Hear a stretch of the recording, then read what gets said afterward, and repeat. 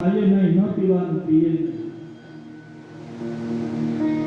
વ્યસન ભગવાનના ભજનનું વ્યસન. ગઈકાલે અમારા ઉમેશભાઈ મિલનભાઈ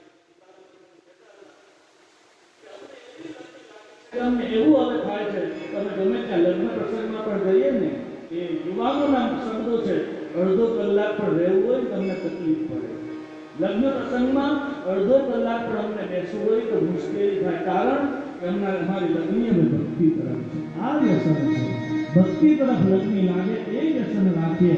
બીજા વ્યસનો એ તો માણસને બરબાદ કરશે, જ્યારે ભક્તિના વ્યસન માણસને આબાદ કરે છે. આબાદ બનવું છે, બરબાદ બનવું છે. ધંધુકારી અનેક વ્યસનોમાં એ ફસાવા લાગ્યો. પછી તો 5 ઉલટાઓમાં ફસાયો. એક દિવસ પિતાને માર માર્યો છે અને ગોકર્ણ મહારાજ આવે છે. ગોકર્ણને જોયા છે, આત્મદેવ રડવા લાગ્યો. આત્મદેવે કહ્યું, આત્મદેવને પૂછ્યું, ગોકર્ણએ પૂછ્યું, પિતાજી આપને શું થયું, કેમ રડો છો? બોલે, મને ધંધુકારીએ માર્યો. ગોકર્ણએ ઉપદેશ આપ્યો, પિતાજી એક કામ કરું, તમે વનમાં જાઓ અને ભગવદજીના દસમ સ્કંદનો પાઠ કરી તમે જીવન ઘર છોડ્યું, પરિવાર છોડ્યો અને આત્મદેવ જંગલમાં ગયા. આ બાજુ ધુંધલી જે હતી, ધુંધુકારીની માં, એક દિવસ ધુંધુકારીએ ધુંધલીને મારી છે. ધુંધલીના આંખમાં આંસુ આવ્યા. ગોકર્ણ તીર્થથી આકરાએ ગયા. ધુંધલીને હૃદયમાં ઘાત લાગ્યો. રાત્રિનો સમય થયો છે.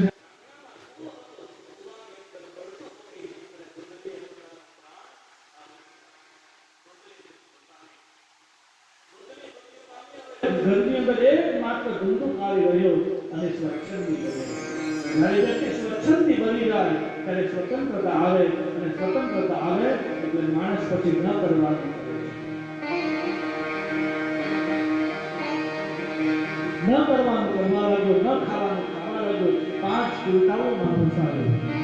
એક દિવસ ઉલટાઓએ કહ્યું, લાવ મને ધન આપ. એની પાસે ધન નથી એટલે એ ધંધુકારીએ કહ્યું, હવે શું કરું? તો 5 ઉલટાઓ પર જાઓ, રાજાને ત્યાં ચોરી કરો. રાજાને ત્યાં ચોરી કરીને ધન લાવ્યો, સોના ચાંદીના આભૂષણો લાવ્યો અને ઉલટાઓ આપે. ઉલટાઓએ વિચાર કર્યો કે આ ધન આપણા ઘરમાં રહેશે અને રાજાના સૈનિકો શોધતા શોધતા આવશે, આ ધન તો લઈ જશે, સાથે આપણને પણ લઈ જશે. એના કરતાં એક કામ કરીએ, આ ધનને લાવનાર જે વ્યક્તિ છે એને સિપાહીઓ પકડે અને એ સાચી માહિતી આપી દે, એના કરતાં એને જ આપણે મારી નાખીએ, એટલે ધન તો બચી જાય. 5 ઉલટાઓ ભેગી થઈ અને ધંધુકારીને રાત્રિનો સમય પલંગની સાથે બાંધ્યો છે. પલંગની સાથે બાંધી 5 ઉલટાઓ મારવા લાગી. છતાં પણ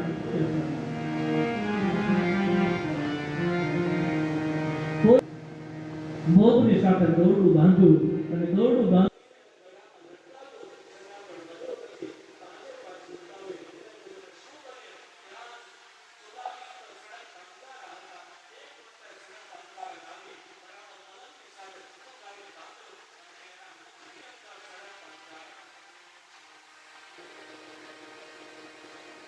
વિશ્રામ કર્યો. હવે ઘરમાં કોઈ નથી, ન માં છે, ન ભાઈ છે, ન પિતા તો જંગલમાં ગયા. રાત્રિના સમયે પીપળાના ઝાડ નીચે ગોકર્ણ મહારાજ સૂતા છે. ત્યાં ભયંકર અવાજ આવ્યો અને અવાજ આવ્યો, ખળભળાટ થયો એટલે ગોકર્ણ મહારાજ જાગ્યા. ગોકર્ણે પૂછ્યું કે તમે કોણ છો? અદ્રશ્ય રૂપે તમે બોલો છો, તમે કોણ છો? અદ્રશ્ય રૂપે રહેલા પ્રેતે કહ્યું છે, ભાઈ હું તારો ભાઈ ધંધુકારી છું. કેમ, શું થયું? બોલે, મારું મૃત્યુ થયું, હું ભયંકર પ્રેત બન્યો છું. ભાઈ મારી મુક્તિનો કોઈ ઉપાય શું? મારી કઈ મુક્તિ થાય? મારા જીવનમાંથી મેં બહુ પાપ કર્યા પણ હવે હું આમ તેમ ભટકું છું, મારી મુક્તિનો ઉપાય બતાવો. કોઈને પૂછ. અને ગોકર્ણ મહારાજ સંતોને પૂછે છે, મહાપુરુષોને પૂછે, કોઈ ઉત્તર ન મળ્યો. અને બીજા દિવસ સવારે ગોકર્ણને એમ થયું કે લાવ, આ જગતના જો સાક્ષાત ભગવાન હોય તો ભગવાન સૂર્ય છે. ટૂંક બધા દિન ગયા છે. કેળસમાં પાણીમાં ઉભા રહ્યા, હાથમાં જલ લીધું અને ભગવાન ભાસ્કરને અર્પણ આપ્યું છે. આદિત્યસ્ય નમસ્કારા યે કુર્વન્તિ દિને દિને જન્માંતર સહસ્રેષુ દારિદ્ર્યોપજાયતે. ઓમ ભૂર્ભુવઃ સ્વઃ तत्सवितुर्वरेण्यं भर्गो देवस्य धीमहि धियो यो नः प्रचोदयात् ध्यायेत् सदा सवितुर्मण्डलमध्यवर्ती नारायण सरसिजासन सन्निविष्टो केयुर्वान् मकरकुण्डलवान् किरीटिहारी हिरण्मय वपु धूत शंख चक्र। જે કોઈ વ્યક્તિ ભગવાન સૂર્યને અર્ઘ્ય આપે ને, શાસ્ત્ર કહે છે એના પરિવારમાં 1000 જન્મ સુધી દરિદ્રતા આવતી નથી. જે પરિવારમાં જે વ્યક્તિ ભગવાન ભાસ્કરને ભગવાન સૂર્ય રોજ અર્ઘ્ય આપે, જન્માંતર સહસ્રેષુ દારિદ્ર નોપચાર્યતે. જો ગરીબાઈમાંથી મુક્ત થવું હોય, ઈચ્છા હોય કે મારા ઘરમાં દરિદ્રતા ન આવે, હું પણ થોડો પૈસાવાળો બનું, તો ભગવાન સૂર્યને અર્ઘ્ય આપે. ઘણા લોકો ભગવાન સૂર્યને આપણે અર્ઘ્ય આપીએ ને એટલે થોડા મજાક પણ ઉડાવે છે, અને મજાક ઉડાવનારા બીજા નથી, સનાતન ધર્મી જ છે. સનાતની ધર્મની ઠેકડી ઉડાવે છે. અરે ઘણા તો એવા છે, ગામમાં મંદિર બનતું હોય, ફળિયામાં મંદિર બનતું હોય કે અમારે મંદિરની જરૂર નથી, પછી મસ્જિદની જરૂર છે. બોલે ઘંટનો અવાજ આવે, શંખનો અવાજ આવે, અમે ડિસ્ટર્બ થાય.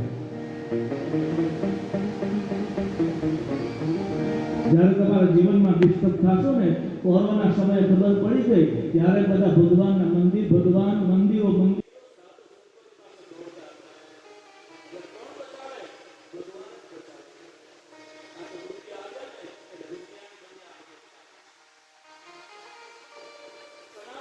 વિરોધ કરે. ગામમાં મંદિર બનતું હોય તો બાજુવાળાને વિરોધ કરે, મારા બાજુમાં મંદિર ન આવે.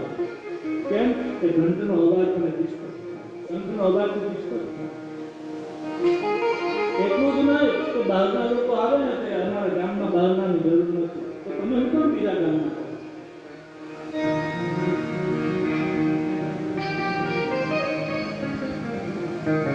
લોકો મજાક કરે કે ભગવાન સૂર્યને અર્ઘ્ય આપે તો પહોંચે ખરું? કેમ ન પહોંચે?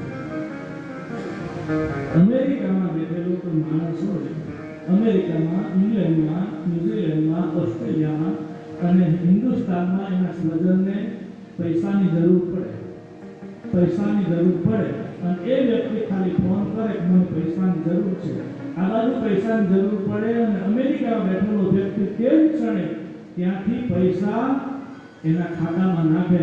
એ ડોલર છે, અમેરિકામાં બેઠેલો વ્યક્તિ કહે ડોલર નાખે, અને હિન્દુસ્તાનમાં તે જ ઘડીએ જો રૂપિયા મળી જતા હોય તો ભગવાન સૂર્યને આપણે અર્ઘ્ય આપીએ તો ભગવાનને કેમ ન મળે? રૂપિયા મળે તો આ કેમ ન મળે? કરુણા એ છે સનાતનીઓ વિરોધ કરે. ગોકર્ણ મહારાજ ભગવાન સૂર્યને પૂછે છે કે હે પૃથ્વીના પ્રત્યક્ષ દેવતા ભગવાન સૂર્ય, મારે આપને પૂછવું છે કે મારા ભાઈ બંદૂકધારી ભયંકર પ્રેત બન્યો, એની મુક્તિનો ઉપાય શું? અને ભગવાન ભાસ્કર જવાબ આપે છે. ભગવાન સૂર્ય કહે છે હે ગોકર્ણ, તારા ભાઈની મુક્તિને માટે એકમાત્ર છે ભાગવત કથા. જ્યારે બંદૂકધારી પ્રેત બની અને ગોકર્ણને કહ્યું ભાઈ હું ભયંકર પ્રેત બન્યો, ત્યારે ગોકર્ણએ કહ્યું છે મેં તો ગયામાં શ્રાદ્ધ કર્યું તારા માટે, મેં તો ગયામાં તારા માટે તર્પણ કર્યું. ત્યારે ધુંધુકારી બનેલો પ્રેતે કહ્યું છે તું ગયામાં જઈને 100 વાર શ્રાદ્ધ કરે ને તો પણ મારી મુક્તિ ન થાય, એટલા મેં પાપ કર્યા. ભાગવતકાર કહે છે અતિ કામી અને અતિ પાપી આ બેની મુક્તિ બહુ અઘરી છે. અતિ કામીની પણ મુક્તિ જલ્દી નથી મળતી અને અતિ પાપીને પણ મુક્તિ નથી મળતી, પણ બેને મુક્તિ પ્રાપ્ત કરવી હોય તો સાધુનું ચરણ છે. પ્રમાણ ભગવાન કપિલ, ત્રીજા સ્કંદમાં ભગવાન કપિલ કહે છે હે માં, દેવહૂતિને કહ્યું માં તારે જો મુક્તિ જોઈતી હોય ને માં, આ સંસારની બધી જ વાસના, તારા સંસારની બધી જ આકાંક્ષાઓ, અપેક્ષાઓ કોઈ સાધુના ચરણમાં મૂકી દે. ભાગવતકાર કહે સ એવ સાધુ સુકૃતો મોક્ષ દ્વારા બતાવે. સાધુનું ચરણ એ મોક્ષનું દરવાજો છે. તમામ જીવનની અપેક્ષાઓ કોઈ સાધુના ચરણમાં મૂકી દો, મુક્તિ તમારા હાથમાં છે. પણ કરુણા એક અપેક્ષા નક્કી નથી, આપણી અપેક્ષાઓ વધતી જાય છે. એટલે જ યુધિષ્ઠિરે ભગવાન કૃષ્ણને પૂછ્યું કે હે મધુસૂદન, હે દ્વારિકાધીશ, મને બતાવો કે મૃત્યુ અને મોક્ષ એનું અંતર છે. મૃત્યુ કોને કહેવાય અને મુક્તિ કોને કહેવાય? ભગવાન કૃષ્ણ કહે છે, હે યુધિષ્ઠિર, હે દેવર્ષિ, મૃત્યુ એને કહેવાય ઈચ્છાઓ બાકી રહી જાય અને સમય પૂરો થઈ જાય એનું નામ છે મૃત્યુ, અને ઈચ્છાઓ બધી જ પૂરી થઈ જાય અને સમય બાકી રહી જાય એનું નામ છે મોક્ષ. મોહનો ક્ષય, જે ક્ષણે જીવનમાં મોહમાંથી મુક્ત થઈ જઈએ, મોહનો ક્ષય થાય એનું નામ છે મોક્ષ. ધંધુકારીએ ના પ્રેત રૂપે બનેલા ધંધુકારીની મુક્તિને માટે ભગવાન સૂર્યએ કહ્યું છે કે તારા આંગણામાં ભાગવતની કથા કર. ગોકર્ણ મહારાજ સગા સંબંધીઓને, સગા વાલાને, કુટુંબીજનોને પત્રિકા લખી આંગણાની અંદર ભાગવત કથાનું આયોજન કર્યું અને ભાગવત કથાનું મંડાણ થઈ વ્યાસપીઠ પર ગોકર્ણ મહારાજ બેઠા છે. આખી હકડેઠક મેઘની જામી, કોઈ જગ્યા એવી નથી કે માણસ બેસી શકે. ત્યાં પેલો પ્રેત આવ્યો તો પ્રેતે વિચારતો, મારે ક્યાં બેસવું, હું ક્યાં બેસું? જગ્યા ન મળી એટલે વ્યાસપીઠની પાસે એક વાંસ હતો, એ 7 ગાંઠની વાંસ વ્યાસપીઠની પાસે, એની અંદર જઈને પેલો પ્રેત બેઠો. એક દિવસની કથા પૂરી થઈ. જેવી કથા પૂરી થઈ એટલે ગાંઠ તૂટી. બીજો દિવસ થયો, બીજી ગાંઠ તૂટી. ત્રીજો દિવસ ત્રીજી ગાંઠ તૂટી. 7 દિવસ પૂર્ણ થયા અને 7મા દિવસે જેવો કથાનો વિરામ, પેલી બાજુ ગાંઠ તૂટી. મારે પહેલી કથા હતી વ્યારા તાલુકાનું રીંગણ કચ્છ ગામ, અને એ પહેલી ભાગવત કથા, અને એ સમયે ભાગવત કથાનો આરંભ થાય. દરરોજ 7 દિવસની ભાગવત કથા હતી. તો કથા મંડપની આગળ આમ કાગડાની આખી લાઈન બેસી છે. રોજ કાગડા ઇલેક્ટ્રિક વાયરના તાર ઉપર બેસે. જેવી કથા પૂરી થાય એટલે એક કાગડો રોજ ત્યાં મળતો. એક કાગડો રોજ પોતાનું શરીર છોડી દે. જેવી કથા પૂરી થાય કાગડાનું ટોળું ઉડી જાય અને એક કાગડો રોજ ત્યાં મૃત્યુ પામે. અને એ સમયે વ્યાસપીઠના નીચે કૂતરું નીચે બેસી ગયું. આયોજકો બહુ એને કાઢવા માટે પ્રયત્ન કરે પણ એ ન નીકળે, અને આયોજકો પછી મેં ના પાડી. મેં કહ્યું, ભાઈ એ કૂતરું રહેવા દો, કારણ કે એ યોગભ્રષ્ટ આત્મા છે. એ કઈ પોતાના જીવનના ઉદ્ધારને માટે આવ્યું છે. એ વ્યાસપીઠના નીચે બેસતો, આમ સ્ટેજ બનાવ્યું, એના નીચે બેસી ગયો. 7 દિવસ સુધી એ કૂતરાએ પણ ભાગવત કથાની વ્યાસપીઠના નીચે બેસીને સાંભળેલી, અને 7 દિવસ પછી એને પણ પોતાનું શરીર છોડી દીધું. આ ભાગવતનું પ્રમાણ આ કળિયુગમાં પણ મને તમને ભાગવતના પ્રમાણ મળે છે. રોજ એક કાગડો બોલતો. અમારે ડાંગમાં કથા હતી અટાણા ડુંગર ઉપર અર્જુન બાબાના સાનિધ્યમાં. અંજની પર્વત ઉપર 8 કિલોમીટર ચાલતા જવું પડે ઉપર. પહેલા દિવસે અમે ગયા ચાલતા, રાત પડી ગઈ. રાતે પહોંચ્યા ત્યારે અર્જુન બાબાએ મને પૂછ્યું, પહેલા જ્યારે શરૂઆતમાં ગયા ત્યારે અર્જુન બાબાએ કીધું કે અહીંયા કોઈથી રોકાવાતું નથી, રાત કોઈથી રોકાવાય નહીં, તમે રોકાવાના કે અપડાઉન કરવાના? મેં કહ્યું આટલે દૂરથી આવવાનું, આટલે દૂરથી અપડાઉન કરવું મને પોસાય નથી, અમારે તો અહીંયા જ રહેવું છે. બોલો અહીંયા રોકાવાય નહીં. આજ સુધી અહીંયા કોઈ રોકાયું નથી. મેં કહ્યું ભલે, કોઈ વાંધો નહીં, ચિંતા નહીં, જે થવાનું થાય. અમે જ્યારે ચાલતા ગયા ત્યારે અર્જુન બાબાએ મને પૂછ્યું, ક્યાંથી આવ્યું? રસ્તેથી આવે ચાલતા. કે હા, કે રસ્તામાં કંઈ મળ્યું કે નહીં? કાંઈ મળ્યું નથી, પણ પહેલી વાર ખબર હોય તો ને આપણને. પછી એમણે કહ્યું, રસ્તામાં છે ને ત્યાં દીપડો બેસે છે. રોજ એ ઝાડની બખોલમાં દીપડો બેસે રસ્તાની બાજુમાં. હવે આપણને ખબર હોય તો આપણને ડર લાગે ને, ખબર જ નથી પણ ડર ક્યાંથી લાગે? એના રસ્તા આપણા રસ્તા. તો ત્યાં 9 દિવસની રામકથા હતી. 9 દિવસની રામકથામાં હવે 8 કિલોમીટર માણસો બહુ ઓછા. માણસો માંડ ગણ્યા રાખ્યા, લગભગ 80 થી 100 માણસો. તો માણસો કરતા પાડાની સંખ્યા વધારે. 400 જેટલા પાડા, 400 જેટલા પાડા અને કાગડા. રોજ 9:30 થાય એટલે કથા મંડપના આમ આજુબાજુ આવીને ઊભા રહી જાય. 1:30 વાગે કથા પૂરી થાય, બધા પાડા જતા આવે. પ્રકૃતિ ઉપર કેટલી અસર થાય. કાગડાએ પણ રામકથાને સાંભળી અને પાડાએ પણ રામકથાને સાંભળી. માણસો તો સાંભળે જ, પણ આ પ્રકૃતિ ઉપર પણ કેટલી અસર થાય. એટલે મેં ગઈકાલે પણ કહ્યું કે આ કથા આપણા માટે નથી, આ ઝાડ અને પાનની ઈચ્છા હતી ને એટલા માટે આ કથા આવી છે.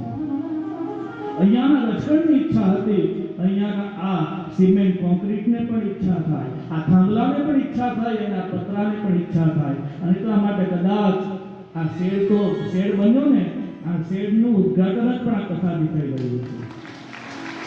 આ શેડ બન્યો ને, પહેલી કથા જ આ શેડની અંદર થઈ રહી છે. ગોકર્ણે કથાનું આયોજન કર્યું, એની અંદર પેલો પ્રેત બેઠો છે. 7 દિવસ થયા અને ગાંઠ તૂટી અને આકાશમાંથી ભગવાનનું વિમાન આવ્યું અને ધંધુકારીને વિમાનમાં બેસાડી અને ભગવાનના ધામમાં ગયું છે. ગામ લોકો સદા સંબંધીઓને કથાને સાંભળી કથા માટે બેઠેલા, એમણે ફરિયાદ કરી. ગોકર્ણને કહ્યું, અમે પણ કથાને સાંભળી તો અમને મુક્તિ કેમ નહીં? ત્યારે ગોકર્ણને કહ્યું કે તમને મુક્તિ ચોક્કસ મળશે, પણ તમારું શરીર અહીંયા હતું, તમારું મન ભટકતું હતું. જ્યારે ધુંધુકારીનું શરીર ભટકતું હતું, જ્યારે મન ભગવાનની કથામાં હતું, એટલા માટે એને મુક્તિ મળી છે. તમે પણ એક ચિત્ત આસન રાખી અને કથાનું શ્રવણ કરો, તમને પણ મુક્તિ મળે. બીજી વાર ભાદરવો મહિનો આવ્યો અને ગોકર્ણ મહારાજ બીજી વાર ભાગવત કથાનો આરંભ કર્યો. આખું ગામ ત્યાં બેઠું છે. 7 દિવસ પૂર્ણ થયા અને આકાશમાંથી વૈકુંઠમાંથી ભગવાનના પાર્ષદ વિમાન લઈને આવ્યા. આખું ગામ, પશુ પક્ષી પ્રાણીઓ કૂતરા બધા જ વિમાનમાં બેઠા અને બધા જ તર્યા છે. ભાગવતની કથા સાંભળવાથી પશુ પંખી પણ તરી જાય. માનવ તો તરે જ, પણ પશુ પંખી પણ તરે છે. ગોકર્ણ તો તર્યા, પણ સાથે ગામને પણ તાર્યું, પોતાના ભાઈને પણ તાર્યા. આમ ગોકર્ણ મહારાજે કથા કરી અને ધંધુકારી પ્રેતને તાર્યો છે. 7 દિવસની આ ભાગવત કથા, એના આત્મદેવ એ બીજો કોઈ નથી, મારો તમારો આત્મા છે. તુંગભદ્રા એટલે કે શ્રેષ્ઠ કરનારી નદી. આત્મદેવ એટલે આપણો આત્મા. અનુપમ નગર એટલે આ શરીર છે. શરીર આ અનુપમ નગર છે. એની પત્ની, એનું નામ છે ધુંધલી. બુદ્ધિ એ ધુંધળી છે. આપણે બુદ્ધિ કોઈ ઓળખી નથી શકતી. અને બુદ્ધિની બેન એ કુબુદ્ધિ. ધુંધુકા એટલે કુબુદ્ધિ. એ કુબુદ્ધિ અને બુદ્ધિ ભેગી થાય, એનો પુત્ર ધુંધુકારી. તેનું જીવન જ આવું. ગોકર્ણ, ગો એટલે ઇન્દ્રિય, કર્ણ એટલે કાન. આપણે કાન દ્વારા, કાનરૂપી ઇન્દ્રિય દ્વારા ભગવાનની કથાને સાંભળીએ તો ગોકર્ણની જેમ જ્ઞાની બને અને પોતે પણ કરે અને પરિવારને પણ આવે છે. આત્મદેવને ગોકર્ણએ જે ઉપદેશ આપ્યો તેને ગોકર્ણ ગીતા કહેવાય. ભાગવતમાં 2 પ્રસંગ એવા છે જેમાં એક પુત્ર પિતાને ઉપદેશ આપે અને એક પ્રસંગ એવો છે જેમાં પુત્ર પોતાની માને ઉપદેશ આપે છે. અહીંયા પિતાનો ગુરુ પુત્ર બન્યો અને 3જા સ્કંદમાં માં દેવહૂતિના ગુરુ પોતાના પુત્ર કપિલ બન્યા છે. 3જા અધ્યાય આત્મદેવના બ્રાહ્મણની કથા. ત્યાર પછી ગોકર્ણ આત્મદેવને ઉપદેશ આપ્યો. અસારહ ખરુ સંસારો દુઃખ રૂપી વિગુહક. આમ ભાગવતમાં ગોકર્ણ મહારાજે ઉપદેશ આપીને ગોકર્ણ ગીતા કહી. ભાગવતની કથાનો વિધિ બતાવ્યો, વક્તાના નિયમો બતાવ્યા, શ્રોતાના નિયમો બતાવ્યા. વક્તા કેવો હોય? દ્રષ્ટાંત કુશળ હોય, વિરક્ત હોય, વિરક્ત વૈષ્ણવો વિપ્રો. વિરક્ત પણ હોય, વૈષ્ણવ હોય, વિપ્ર હોય, દ્રષ્ટાંત કુશળ હોય એવા ભાગવતના વક્તાને પસંદ કરવો. દ્રષ્ટાંતમાં કુશળ હોય, કારણ કે સિદ્ધાંતને સમજાવવા માટે દ્રષ્ટાંત જરૂરી છે. જ્યાં સુધી તમે સિદ્ધાંત ન સમજો, સિદ્ધાંતને પકડવું હોય તો દ્રષ્ટાંતને પકડવું પડે. દાન એ સિદ્ધાંત છે, પણ એ સિદ્ધાંતને સમજવા માટે પછી દાનના અનેક દ્રષ્ટાંત આપવું પડે. ભાગવતનો વક્તા દ્રષ્ટાંત કુશળ હોય, વેદ વિશુદ્ધિકૃત હોય, વિપ્ર હોય એવા વક્તાને પસંદ કરવું. શ્રોતાના નિયમો આપ્યા. આમ 6 અધ્યાયની અંદર પદ્મપુરાણ અંતર્ગત ભાગવતનો મહિમા ભગવાનના ચરણોમાં અર્પણ કરી અને આવું પ્રથમ સ્કંદના આરંભમાં ભગવાન વ્યાસ જે શ્લોક બોલ્યા છે એ ગાયન કર્યું. માદ્યસ્ય યતોન્વયાદિકરત સ્ટાર્થેષ્વવિઘ્નસ્વરા તેને બ્રહ્મહૃદાય આદિકરવે મહ્યંતિ યત્સુદય તેજો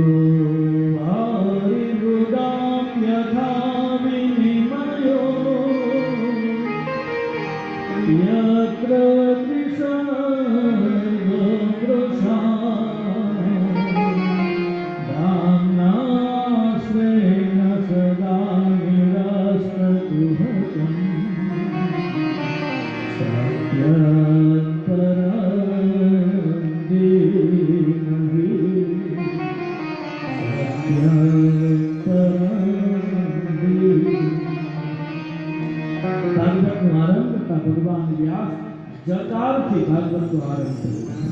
જન્માદ્યસ્ય યતૂન વયામિતરતશ્ચાર્થ સ્વવિઘ્નસ્વરાટ તેને બ્રહ્મરુદાય આદિકવયે મહિયન્તિ યત સૂરય તેજો વારિમુદામ યથા વિનિમયો યત્ર સર્વપુરુષા ધામના સ્વેન સદા નિરસ્ત કુહકમ સત્યમ પરમ ધીમહિ. ભાગવત કરે સત્યમ પરમ ધીમહિ આખી ગાયત્રી ઉતારે છે. ગાયત્રી મંત્ર ઓમ ભૂર્ભુવઃ સ્વઃ તત્સવિતુર્વરેણ્યમ ભર્ગો દેવસ્ય ધીમહિ ધિયો યો નઃ પ્રચોદયાત. સત્યમ પરમ ધીમહિ. ભાગવતકારે એમને લખ્યું કે કૃષ્ણમ પરમ ધીમહિ. જો કૃષ્ણમ પરમ ધીમહિ લખે તો કૃષ્ણને માનનાર એમ કહેશે કે આ તો અમારો ગ્રંથ છે. રામમ પરમ ધીમહિ લખે તો રામને માનનાર એમ કહેશે કે આ તો અમારો ગ્રંથ છે. શિવમ પરમ ધીમહિ એમ લખે તો શિવને માનનાર એમ કહેશે કે અમારો ગ્રંથ છે. દેવી પરમ ધીમહિ લખે તો દેવીને માનનાર કહેશે કે અમારો ગ્રંથ છે. પણ સત્યનો કોણ નાદા કરી શકે? ઈસાઈમાં પણ સત્ય સત્ય છે, ઇસ્લામમાં પણ સત્ય સત્ય છે. દુનિયાના કોઈ પણ ધર્મ લો, બુદ્ધ લો, જૈન લો, બધામાં સત્યની પ્રધાનતા છે. સત્ય એ સત્ય છે. સત્યની આગળ પાછળ કોઈ શુદ્ધ લાગતો નથી. એટલે સત્યમ પરમ ધીમહિ લખ્યું. મંગલાચરણમાં સત્યની આરાધના કરી છે. અને ત્યારબાદ ભાગવતનો મહિમા ગાયો અને ત્રીજા શ્લોકથી કથાનો આરંભ કર્યો. ઋષિઓએ પૂછ્યું છે, સૌનકાદી મુનિઓએ સનત કુમારોને પૂછ્યું કે આ જગતની અંદર વર્તમાનમાં 6 પ્રકારના પ્રશ્નો પૂછ્યા અને એના જવાબમાં સૂત પુરાણી જે કથા કહી એ કથાનો આરંભ થાય છે. પહેલો પ્રશ્ન કર્યો વર્તમાનમાં જીવનું કલ્યાણનું સાધન કયું. બીજો પ્રશ્ન કર્યો કે શાસ્ત્રનો સાર અમને બતાવો. ત્રીજો પ્રશ્ન કર્યો ભગવાન કૃષ્ણના અવતારનું પ્રયોજન શું. ચોથો પ્રશ્ન કર્યો ભગવાને જે અવતાર કર્યા, અવતાર આવ્યા એ અવતારની કથાઓ કહો. પાંચમો પ્રશ્ન કર્યો ભગવાને જે લીલાઓ કરી એ બધી લીલાઓની કથા કહો. છઠ્ઠો પ્રશ્ન કર્યો ભગવાન સ્વધામ ગયા ત્યારે ધર્મ કોના શરણે ગયો. નિગમ કલ્પ તરોર્ગલિતમ ફલમ સુખમુખાદ અમૃતદ્રવ સંયુતમ પિબત ભાગવતમ રસમાલયમ રસિકા ભૂમિ ભાવુકા. આ ભાગવત છે ને એવું ફળ છે કે જેમાં ગોટલી નથી, માત્ર ને માત્ર રસ ભર્યો છે. ગોટલી હોય ને, કેરી હોય તેની અંદર ગોટલી હોય, છાલ હોય, પૂરેપૂરો રસ નથી. હવે કેરી હોય ને ગોટલી હોય તો નાનું બાળક એ કેરી ખાઈ નથી શકતું. 90 વર્ષના બાપાને મોઢામાં દાંત ન હોય તો એ પણ કેરી ચૂસી ન શકે, ગોટલી ન ખાઈ શકે. પણ એ જ કેરીમાંથી રસ કાઢી લેવામાં આવે તો એ રસ તમે 5 મહિનાના 6 મહિનાના બાળકને પીવડાવો તો પણ એ રસ પી શકે. 32 વર્ષના યુવાનને એ રસ પીવડાવો તો પી શકે અને 92 વર્ષના દાદાને એ રસ પીવડાવો તો પી શકે. એમ ભાગવત એક એવું ફળ છે કે જેની અંદર ગોટલી પણ નથી, છાલ પણ નથી, માત્ર અને માત્ર રસ ભર્યો. એ ગર્ભમાં રહેલું બાળક પણ સાંભળી શકે, 5 મહિનાનું બાળક પણ આ કથાને પી શકે, 32 વર્ષનું યુવાન પણ પી શકે અને 92 વર્ષના દાદા પણ પી શકે. ભાગવત બધા એકને માટે નથી, બધાને માટે છે. 6 પ્રશ્નો પૂછ્યા અને ઋષિ કહે છે ભગવાનના 24 અવતાર થયા છે. એક બે નહીં પણ 24 અવતાર થયા. એટલે પહેલા ગાયત્રી ઉતારી, કારણ ગાયત્રી મંત્રના અક્ષર 24. અક્ષર 24 પરમ પુનીતા ઇનમે બસે શાસ્ત્ર સુતિ ગીતા. શાસ્ત્ર સતો ગુણી સત રૂપા ઇનમે બસે શાસ્ત્ર અનુરૂપા. ગાયત્રી 40. ગાયત્રી મંત્રના અક્ષર 24. આખા દિવસના કલાક ગણો તો 24 થાય. જૈન ધર્મના તીર્થંકર 24. દત્તાત્રેય ભગવાનના ગુરુ પણ 24. અને સુથાર હોય, લુહાર હોય, પ્રજાપતિ હોય, કુંભાર હોય, એમના ભગવાન છે વિશ્વકર્મા. એ વિશ્વકર્મા ભગવાનના હાથમાં જે ગજ છે ને માપપટ્ટી, એ માપપટ્ટીના તમે ગજ ગણો ને એ પણ 24 થાય. 24 ના આંક બહુ છે. ગાયત્રી મંત્રના અક્ષર 24. અને ગાયત્રી મંત્ર આવ્યો ક્યાંથી? વાલ્મીકી રામાયણ. વાલ્મીકી રામાયણનો પહેલો શબ્દ છે ઓમ. ત્યાર પછી 1000 શ્લોક પૂરા થાય અને 1001મો જે શ્લોક આવે અને પહેલો શબ્દ એ છે ભૂ. ત્યાર પછી 2000 શ્લોક પૂરા થાય અને 2001નો શ્લોક શરૂ થાય અને પહેલો શબ્દ ભૂ ભૂ ત્યાર પછી 3001નો શબ્દ વહ. આમ કરતા 24000 શ્લોક પૂરા થાય વાલ્મીકી રામાયણના અને 24000 શ્લોકની સાથે 24 શબ્દનો ગાયત્રી મંત્ર બને છે. આ વાલ્મીકી રામાયણમાંથી ગાયત્રી મંત્ર બને છે. એનો ઉદ્ગાતા તો વિશ્વામિત્ર છે. એક ક્ષત્રિયના દીકરા, ગાદી રાજાના દીકરા વિશ્વામિત્ર કાયાવરોહણ આપણા ગુજરાતમાં કાયાવરણ નારેશ્વરની બાજુમાં ત્યાં એમને સાધના કરી અને આખી ગાયત્રી મંત્રનું પ્રાગટ્ય થયું છે. તો 24 અક્ષરનું ગાયત્રી મંત્ર તીર્થંકરો પણ 24 અને અવતારો પણ 24 છે. પહેલો અવતાર થયો છે ભગવાન સનત કુમાર, બીજો અવતાર નારદજી, બીજો અવતાર છે વરાહ, ત્રીજો અવતાર છે નારદજી, ચોથો નરનારાયણ, પાંચમો કપિલ, છઠ્ઠો દત્તાત્રેય, સાતમો યજ્ઞનારાયણ, આઠમા ઋષભદેવ, નવમા પૃથુરાજા, દસમા મત્સ્ય ભગવાન, 11મા કુર્માવતાર, 12મા ધન્વંતરી, 13મા મોહિની, 14મા નૃસિંહ ભગવાન, 15મા વામન, 16મા પરશુરામ, 17મા ભગવાન વ્યાસ, 18મા રામ, 19મા બલરામ, 20મા ભગવાન કૃષ્ણ, 21મા બુદ્ધ, 22મા હંસ, 23મા હયગ્રીવ અને 24મા જ્યારે કળિયુગ બરાબર આવશે ત્યારે દક્ષિણમાં સુયસ બ્રાહ્મણને ત્યાં ભગવાન કલ્કીનો અવતાર જન્મ ધારણ કરશે. આમ 24 અવતારોની પરંપરા. આજથી 500 વર્ષ પહેલા અકબર છે ને બિરબલને સામે એક દિવસે સભાની અંદર સનાતન ધર્મનું અપમાન કરવાને માટે બિરબલને કહ્યું, બિરબલ, અમારા ધર્મની અંદર તો અલ્લાહ જ છે. જ્યારે અલ્લાહની પાસે અનેક પૈગંબરો છે, અમારા અલ્લાહની પાસે અનેક પૈગંબરો, તમારા ભગવાનની પાસે એવા કોઈ નથી. તમારા ભગવાનને જાતે આવવું પડે, તમારા ભગવાનને જાતે આવવું પડે. બિરબલે કોઈ જવાબ ના આપ્યો. 15 દિવસ થયા.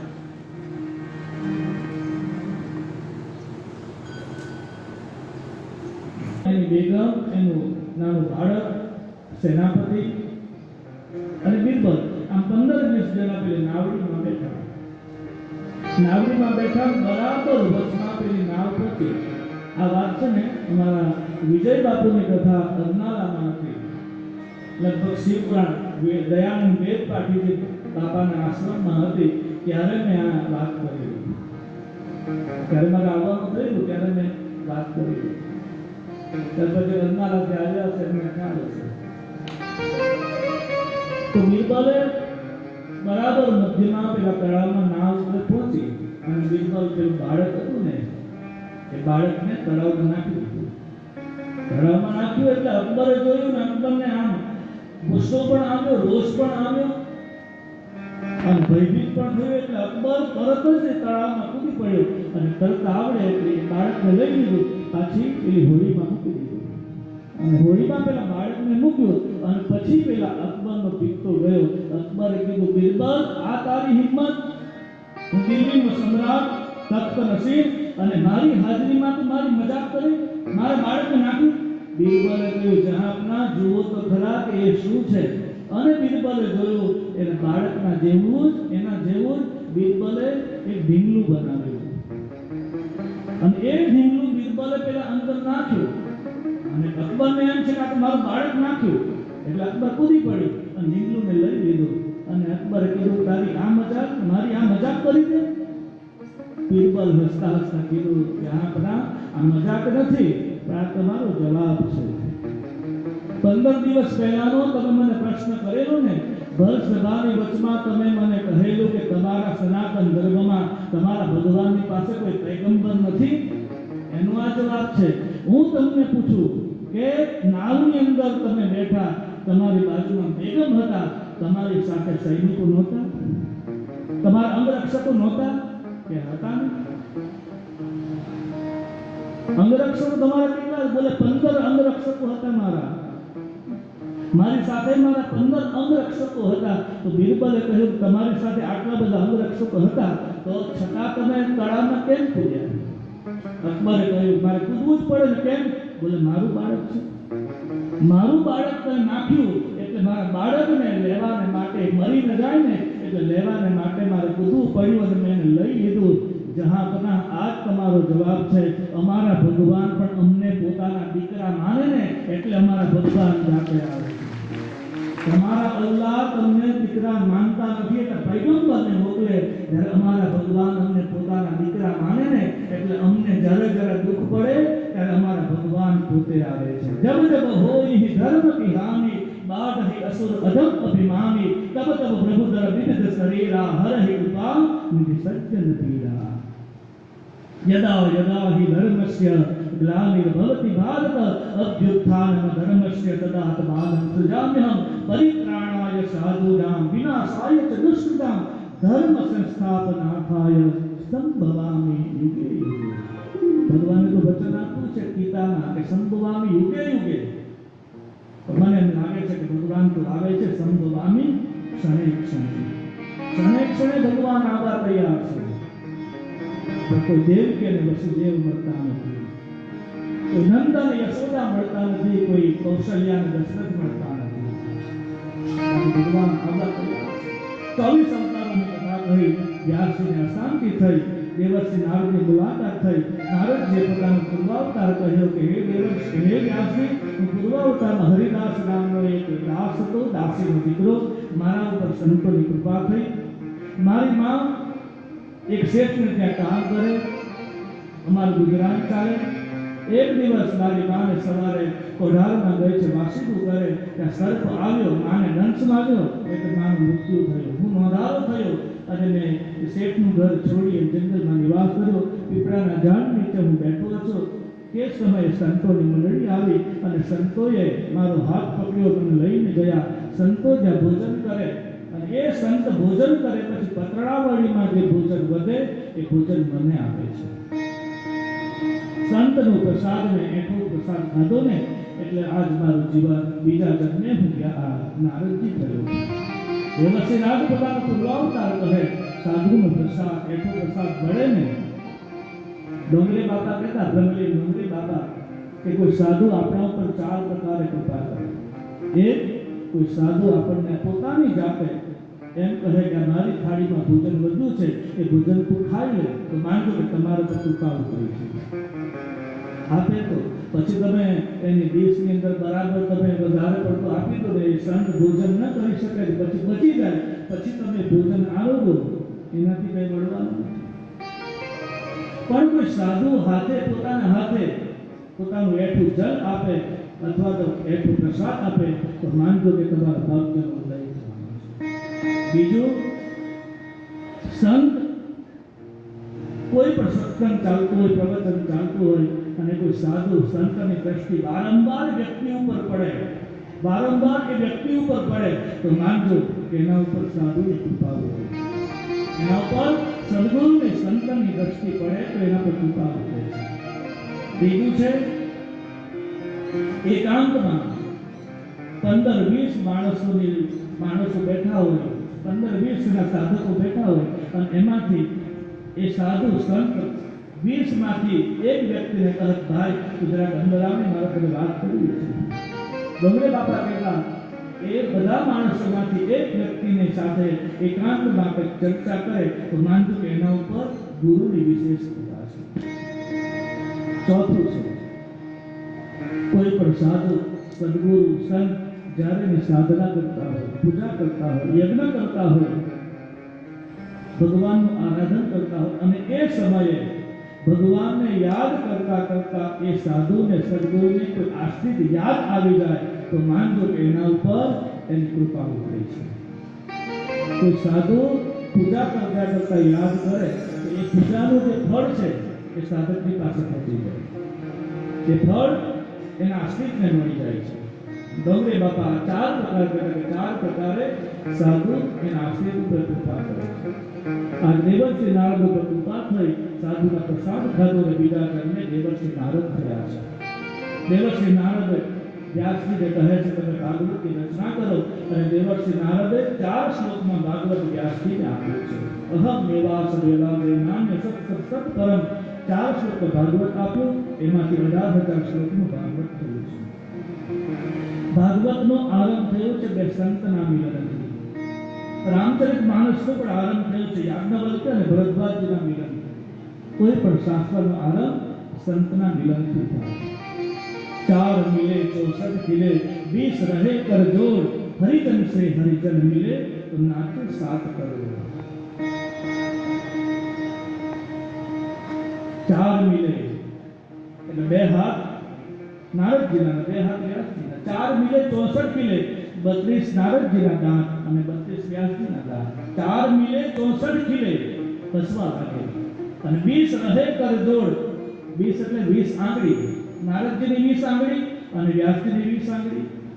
4 મિલે 64 ખિલે 20 રહે કર જોડ, હરિજન સે હરિજન મિલે ગુરુજન સે ગુરુજન મિલે નાચે 7 કરોડ. 3.5 કરોડ રૂવાડા આપણા શરીરના છે. વ્યાસજીના 3.5 કરોડ, નારદજીના 3.5 કરોડ. કોઈ ભક્ત મળે ને, કોઈ એક બીજા 2 ભક્ત મળે ને તેના રૂવાડા ઉભા થઈ જાય. રૂવાડા પણ નાચવા લાગે. 2 સાધુનું મિલન થાય ને રૂવાડા પણ નાચવા લાગે કે 2 સાધુ મળ્યા છે, 2 જ્ઞાની મળ્યા છે.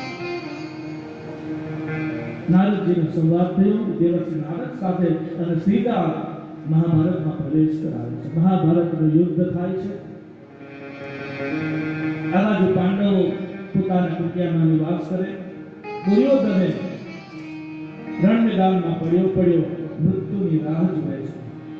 એક બાજુ મૃત્યુની રાહ જુએ, બીજી બાજુ નારદજી દુર્યોધનના મનમાં વાસના છે કે મારા પાંડવોનું નિકંદન કાઢી નાખે. મરતા પણ પાંડવોને હું મારતો જાઉં. આમ જ્યાં રણ મેદાનમાં પડે છે ત્યાં અશ્વત્થામા આવ્યો. દ્રોણપુત્ર અશ્વત્થામાની સાથે મુલાકાત થઈ. દુર્યોધન કહે છે કે પિત્ર, તું જો મારો મિત્ર હોય તો મારે પણ પાંડવોની સાથે વેર છે અને તારે પણ પાંડુ પુત્રોની સાથે વેર છે. કારણ કે તમારા પિતાની હત્યા પાંડવોએ કરી છે. કપટ કરીને તમારા પિતાની હત્યા કરી માટે તમે એનો વેરનો બદલો લો. અશ્વત્થામાએ કહ્યું છે તું બ્રાહ્મણ પુત્ર છે. અશ્વત્થામાની બુદ્ધિ બગડતી નથી, બહુ સમજાવ્યું, પણ પછી દુર્યોધન જે ભૂમિ ઉપર પડ્યા ત્યાંથી માટી લીધી અને માટી પેલા અશ્વત્થામાના લલાટમાં લગાવી. ત્યાં જ અશ્વત્થામાની બુદ્ધિ પડી. અશ્વત્થામાએ કહ્યું પિતા તારું કામ કરીશ. અશ્વત્થામા ગયા છે. પાંડવોની છાવણી જ્યાં હતી આ બાજુ ભગવાન કૃષ્ણને ખ્યાલ આવ્યો કે અશ્વત્થામા આવે છે. પાંડવોને કહ્યું છે હે પાંડવો, આવો મારી સાથે હસ્તિનાપુરમાં ગંગાજીના કિનારે મારે વાટાઘાટ કરવી છે. પાંડવોને લઈને ભગવાન કૃષ્ણ જાય છે. ભગવાન કૃષ્ણ પાંડુ પુત્રોને જગાડવા આવ્યા. પાંડુ પુત્રોને જગાડ્યા તો પાંડુ પુત્રો જાગ્યા નહીં. કરવટ બદલી પડખું ફેરીને પાછા સૂઈ ગયા. ભગવાને બહુ પ્રયત્ન કર્યા પણ પાંડવના દીકરા જાગ્યા નહીં. પાંડવોને લઈને ભગવાન ગંગાજીના કિનારે ગયા. આ બાજુ અશ્વત્થામા આવ્યો છે ખુલ્લી ખડગ લઈને અને આમ જ્યાં તલવાર મારી કાપડ ફાડી અંદર પ્રવેશ કર્યો. પાંડવોના દીકરાઓ સૂતા છે. એક ઝાટકે પાંડવોના 5 પુત્રોની હત્યા કરી ધરતી મસ્તક છૂટા થયા. ત્યાં રુધિરની ધારા વહી અને સોનાના થાળની અંદર 5 દીકરાઓના મસ્તક મૂક્યા. રેશમી વસ્ત્ર ઢાંક્યો, હાથમાં થાળ લઈ અને દુર્યોધનની પાસે આવે છે. દુર્યોધને વરદાન હતું કે એક જ સમયે તને આનંદ પણ થશે અને એ જ ક્ષણે તને વેદના પણ થશે, ત્યારે તારું મૃત્યુ થશે. હાથમાં થાળ લઈને આવ્યો એટલે દુર્યોધનને એમ થયું મારા પાંડવોને મારી નાખ્યા છે એટલે આનંદ થવા લાગ્યો. અશ્વત્થામાએ જ્યાં થાળ મૂક્યો, જ્યાં દુર્યોધને વસ્ત્ર ખોલ્યું તે પાંડવોના પુત્રો જોયા અને દુર્યોધને કહ્યું મિત્ર આપે શું કર્યું? મેં તો મારા વેરી મારા શત્રુ એવા પાંડવોને મારવા માટે તને કહેલું. તે તો મારા પાંડવ ભાઈઓના પુત્રોને મારે એમનો કોઈ અપરાધ નહોતો, છતાં તે પાંડવોના દીકરાઓને મારી નાખ્યો. એક ક્ષણે એને આનંદ થયો, બીજી ક્ષણે એને દુઃખ થયું અને દુર્યોધનનું મૃત્યુ આવ્યું. આ બાજુ આક્રમણ, આ બાજુ અવાજ થયો છે અને દ્રૌપદી ત્યાં આવી. દ્રૌપદીએ જોયું પોતાના દીકરાઓને અને મરેલા જોયા. ડોકર કરવા લાગી, આક્રમણ કરવા લાગી. એનો અવાજ ગંગાજીના કિનારે ગયો. ભીમે અવાજ સાંભળ્યો અને ભીમે અર્જુનને કહ્યું, ભગવાન કૃષ્ણને કહ્યું આ તો પાંચાલીનો અવાજ છે. આ અવાજ તો પાંચાલીનો છે. ચાલો શું થયું? દોડતા આવે છે. આવીને જોયું તો 5 દીકરાઓના ધડ ત્યાં પડેલા, મસ્તક નથી. આ લોહીની નદી વહી આક્રમણ કરતી દ્રૌપદી રહે છે કે દ્રૌપદી આક્રમણ કોણે કર્યું અને ત્યાં જ દૂરમાં પેલો અશ્વત્થામા ભાગતો જોયો. અર્જુન કે આવી પહોંચ્યા. અર્જુનને કહ્યું છે આ મારનાર દ્રોણનો પુત્ર અશ્વત્થામા છે. ભગવાન કૃષ્ણ પણ પાછળ આવ્યા. ભગવાને અર્જુનને કહ્યું અર્જુન એને મારી નાખ. અર્જુને બ્રહ્માસ્ત્ર છોડ્યું. અશ્વત્થામાની પાસે પર બ્રહ્માસ્ત્ર બંને બ્રહ્માસ્ત્ર ટકરાયા. આકાશમાંથી જળ અંગાર પડે. આખી ધરતી બોલવા લાગી. પૃથ્વી રસાતળમાં જવાની તૈયારી. પશુ પક્ષી બધા વેદનાગ્રસ્ત બન્યા. પશુ પક્ષી ભગવાનને પુકાર કરે કે હે પરમાત્મા હવે બચાવો આ ધરાનો. આ ધરા નાશ પામવાની. ત્યાં દેવતાઓ આવ્યા અને ભગવાનને વિનંતી કરી પ્રભુ હવે આ ધરાને આપ બચાવો. ભગવાને અર્જુનને આદેશ કર્યો હે અર્જુન આ બ્રહ્માસ્ત્રને ખેંચી લે. અર્જુનની પાસે વિદ્યા હતી મારવાની પણ અને ખેંચવાની પણ. અશ્વત્થામાની પાસે ખાલી મારવાની વિદ્યા. અર્જુને બ્રહ્માસ્ત્રને ખેંચ્યા છે, પોતાના બાધામાં મૂક્યા. અશ્વત્થામાને પકડીને લાવ્યા છે. ભગવાને અર્જુનને કહીને મારી નાખ્યા. ત્યાં જ કૃષ્ણ દ્રૌપદી આવી. દ્રૌપદી આજ વકીલ બની. અશ્વત્થામાએ પોતાના દીકરાને માર્યા છતાં પણ એક ભારતની સન્નારી, ભારતની એક ગૃહિણી, ભારતની એક સનાતન ધર્મની સતી આ દ્રૌપદી ભગવાન કૃષ્ણ કહે છે મુક્તતા મેષ નીતરામ બ્રાહ્મણો ગુરુ. છોડી મૂકો કારણ એ બ્રાહ્મણનો દીકરો છે. બ્રાહ્મણના દીકરાને મરાયું એને છોડી મૂકો. દ્રૌપદી વકીલ બની અને એવી વકીલાત કરવા લાગી, એવા દલીલો કરવા લાગી. ભગવાન કૃષ્ણએ અર્જુનને કહ્યું અર્જુન એને મારી નાખ. દ્રૌપદી હાથ પકડી ગઈ. મારા તો દીકરા મરાયા આપણી માં છે, ગુરુ પત્ની, આપણી બધાની માં ગુરુમાં. એનો એક જ સહારો છે આ પુત્ર. એને જો તમે મારી નાખશો તો આપણી ગુરુમાં કોના આધારે રહેશે? ગુરુમાંનો વિચાર કર્યો અને દ્રૌપદીએ ના પાડી છે. અશ્વત્થામાને ત્યાં ભગવાન કૃષ્ણ કહે છે એક કામ કરો, એના મસ્તકમાં જે મણિ એ મણિનું તમે હરણ કરો. બ્રહ્મતેજથી યુક્ત હતો. એ બ્રાહ્મણને મારેલો ત્યારે કહેવાય બ્રાહ્મણની પાસે જે ધન હોય ધનને લૂંટી લો એટલે જીવિત હોવા છતાં એ પારેલો છે. બીજું એને બ્રહ્મતેજ વાળો હોય અને બ્રહ્મતેજથી એને નિસ્તેજ કરી નાખો તો બ્રાહ્મણ જીવિત હોવા છતાં મરેલો છે. ત્રીજું એની યજ્ઞોપવિત એને કાપી નાખવામાં આવે તો બ્રાહ્મણ જીવિત હોવા છતાં મરેલો છે. ચોથું એના મસ્તકની જે શિખા એ શિખાનું છેદન કરવામાં આવે તો બ્રાહ્મણ જીવિત હોવા છતાં મરેલો છે. આ અશ્વત્થામાના મસ્તક પર મણિ હતો, કટાવી નીચે મણિ લીધો અને અશ્વત્થામાને છોડી મૂક્યો. અશ્વત્થામાને છોડ્યો. અશ્વત્થામા હૃદયની અંદર 12 જણ અગ્નિ લઈને ગયો અને આ બાજુ ભગવાન પોતાના 5 પાંડવોના પુત્રોનો અગ્નિ સંસ્કાર કર્યો. ગમે એવો માણસ હોય ને આ બ્રાહ્મણનો દીકરો છે, પણ જેના હૃદયમાં કડવાડ ભરી હોય ને એને ગમે એટલું તમે મીઠું બોલો પણ નીકળતું નથી. લીમડાની લીંબોડી હોય ને એ લીંબોડીને તમે 1 વર્ષ સુધી એક મધનું પીપ ભરજો આખા મધથી અને એની અંદર તમે લીંબોડીને બોળી દો. 1 વર્ષ સુધી બોલો અને 1 વર્ષ પછી લીંબોડીને કાઢો છતાં પણ પોતાનો એ ગુણ એ છોડતી નથી. 1 વર્ષ મધમાં રહેવા છતાં એ કડવી રહે. એમ જે માણસનું આપણે ગમે એટલું સારું કરીએ ને પણ જેનો સ્વભાવ કડવો છે એવું ને એવું જ રહેવાનું. અશ્વત્થામાનો વેર ભર્યો. એને સમાચાર મળ્યા કે પાંડવોની અંદર એક માત્ર છે ઉત્તરાના ગર્ભની અંદર બાળક છે અને આ બાજુ અશ્વત્થામાએ બ્રહ્માસ્ત્ર છોડ્યું. ઉત્તરાના ગર્ભમાં ગયો. ભગવાન કૃષ્ણ હવે હસ્તિનાપુર છોડી દ્વારિકા જવા તૈયાર થયા. ત્યાંમાં કુંતા આવ્યા. કુંતા ભગવાનને પ્રાર્થના કરે છે. કુંતા ભગવાનને પ્રાર્થના કરે પ્રભુ ન જાઓ અને છેલ્લે પ્રાર્થના કરી કે હે પરમાત્મા વિપદ સન પુનઃ સસ્વ તત્વ જગદગુરુ. હે પરમાત્મા કાયમને માટે મને દુઃખ આપજો. ભાગવતની માં કુંતાએ ભગવાનની પાસે દુઃખ માંગ્યું અને રામાયણની માં કૌશલ્યાએ ભગવાનની પાસે માંગ્યું છે કે 14 વર્ષ મારા તમારા દર્શન વગરના ગયા ને ભગવાનને કહેજો મારા આયુષ્યમાં ઉમેરી આપો. ખરું જીવન તો આ જીવન નીતિમાં જાય, પ્રમાણિકતામાં જાય, ભગવાનની ભક્તિમાં જાય, શાસ્ત્રની કથામાં જાય, એ જ સાચું જીવન. બાકી બીજું જીવન એ વ્યર્થ છે. કુંતાએ ભગવાનની 13 શ્લોકમાં 26 શ્લોકમાં ભગવાનની સ્તુતિ કરી આગળ ગયા છે. ભગવાન દ્વારિકા જવા તૈયારી કરે ત્યાં ભગવાનને દાદા ભીષ્મ યાદ આવ્યા. દાદા ભીષ્મના ગંગાજીના કિનારે બાણસયા ઉપર સૂતા છે, ભગવાનની રાહ જુએ. અને સંતો મહંત બધા આવ્યા છે દાદા ભીષ્મની પાસે, કેમ કે આજ ભગવાને એને વચન આપ્યું. સુખદેવજીએ પૂછ્યું, પરીક્ષિત રાજા પૂછે છે કે હે ગુરુદેવ, ભગવાને શું વચન આપ્યું? કહે છે કે એકવાર 10મા દિવસનું યુદ્ધ પૂરું થયું. દુર્યોધન દાદાની પાસે આવ્યો, દાદાને કહે છે કે દાદા તમે મન મૂકીને લડતા નથી. દાદા ભીષ્મ સેનાપતિ રોજના 10,000 સૈનિકોને મારે, છતાં દુર્યોધને શંકા કરી. દુર્યોધને શંકા કરી તો દાદાને કહ્યું કે દાદાએ કહ્યું, દુર્યોધન તને મારા ઉપર શંકા છે? કે બોલે હા. તમે મારું ભોજન કરો, મારું ખાઓ અને પાંડવોનું ખેંચો. દાદાએ કહ્યું તમે એમ લાગે છે તો એક કામ કર, આજે રાતે છે ને તારી પત્નીને મોકલજે, એને હું આશીર્વાદ આપું, સૌભાગ્યવતી, તારી દુનિયાની તાકાત નથી તને મારી શકે. દુર્યોધન ખુશ થયો, ભાનુમતીની પાસે ગયો. ભાનુમતીને કહ્યું આ દાદાએ તને બોલાવી છે, કેમ? આશીર્વાદ આપવા માટે. સાંજ પડી છે, દાદાએ કહ્યું કે સાંજે સંધ્યાવંદન માટે બેસો ને ત્યારે તું આવે. ભાનુમતી તૈયાર થાય, 16 શણગાર સજી અને ભાનુમતી જવા તૈયાર થઈ અને ત્યાં ભગવાન કૃષ્ણ આવ્યા છે. ભગવાન કૃષ્ણએ ભાનુમતીને પૂછ્યું, બેન તું ક્યાં જાય છે?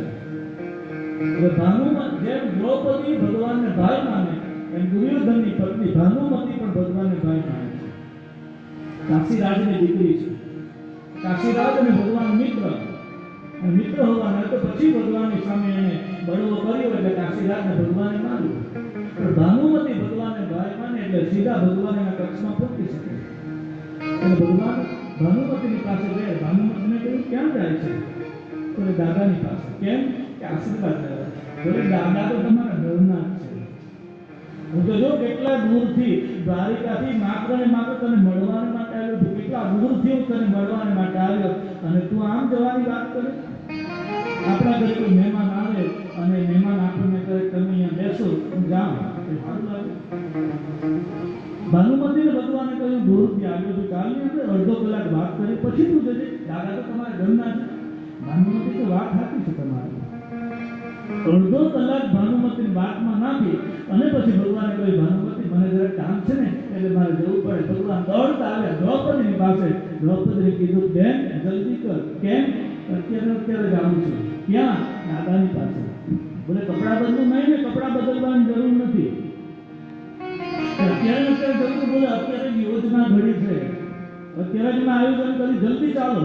દ્રૌપદી તૈયાર છે. રાત્રિનો સમય, અંધારું, એક બાજુ પાંડવોની છાવણી, એક બાજુ કૌરવોની છાવણી, અને દ્રૌપદી તૈયાર થયા. ભગવાન કૃષ્ણ આગળ ચાલે. ભગવાનના હાથમાં ફાનસ, ઘીના પ્રકાશવાળું ફાનસ, અને પાછળ દ્રૌપદી ચાલે. એટલે ભગવાન થોડેક આગળ ગયા અને એટલે દ્રૌપદીએ પાદત્રાણ પહેરેલા, ચપ્પલ પહેરેલા. ચપ્પલનો અવાજ આવ્યો એટલે ભગવાને કહ્યું દ્રૌપદી તારા પગમાં જે પાદત્રાણ છે ને કાઢી નાખી. કેમ? આનો અવાજ આવે છે ને આ પાંડવો કે કૌરવો જાગી જશે અને યોજનામાં ખલેલ પડશે. એક કામ કર, ચપ્પલ મને આપી દે.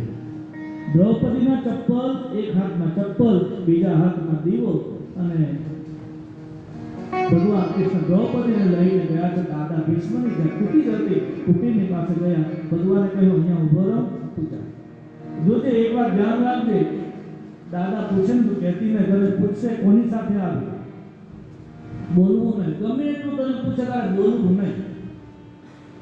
ઠીક છે. રાત્રિના અંધકારમાં ભગવાન કૃષ્ણ દરવાજાની પાસે ઉભા રહ્યા. દ્રૌપદી અંદર ગયા. દ્રૌપદી અંદર ગયા અને થોડો અવાજ આવ્યો, કપડાનો અવાજ આવ્યો. દંડવત કર્યા, પ્રણામ કર્યા. દાદા ભીષ્મે આશીર્વાદ આપ્યા, અખંડ સૌભાગ્યવતી ભવ. દાદાએ જેમ આશીર્વાદ આપ્યા ત્યાં દ્રૌપદી બોલી છે દાદા હસ્તિનાપુરના ચક્રવર્તી સમ્રાટ યુધિષ્ઠિરની પત્ની દ્રૌપદી પાંચાલી આપને પ્રણામ કરો. પાંચાલી શબ્દ જેવા દાદાએ સાંભળ્યા, દાદાને નેત્ર ખોલ્યા, જોયું છે કે દ્રૌપદી ઊભી હતી. દ્રૌપદીને પૂછ્યું અહીંયા આવવાની હતી ભાનુમતી અને આવી દ્રૌપદી તું કોની સાથે આવી?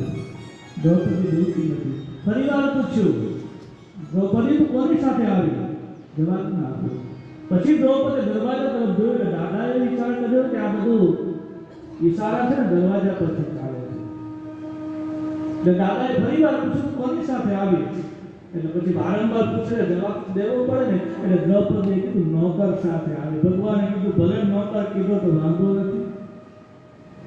કે નોકર ક્યાં છે? એટલે દરવાજે ઊભો છે. દાદાને મનમાં શંકા ગઈ, આ નોકર બીજો કોઈ નથી, આ દ્વારિકાનો કાળિયો ઠાકર છે.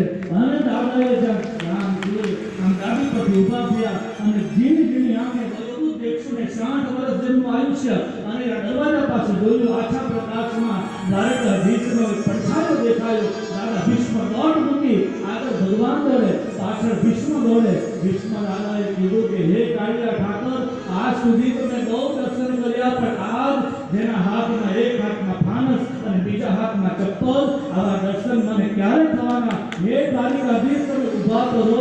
અને ભગવાન ઊભા નથી રહેતા. છલાંગ મારી હાથ પકડ્યો, ત્યાં ભગવાન ઊભા રહ્યા. દાદાના નેત્રમાં આંસુ છે. દાદાએ કહ્યું છે, હે ગોવિંદ, હે દ્વારિકાધીશ, જે મોટા મોટા મુનિઓને આ અખંડ વર્ષોની કેટલાય વર્ષોની સાધના પછી જે મુક્તિ મળે ને, હું આપની પાસે એક જ વસ્તુ માંગુ કે જ્યારે મૃત્યુ મારું નજીક હોય ને, ત્યારે હે ગોવિંદ, મને દર્શન આપવા આવો.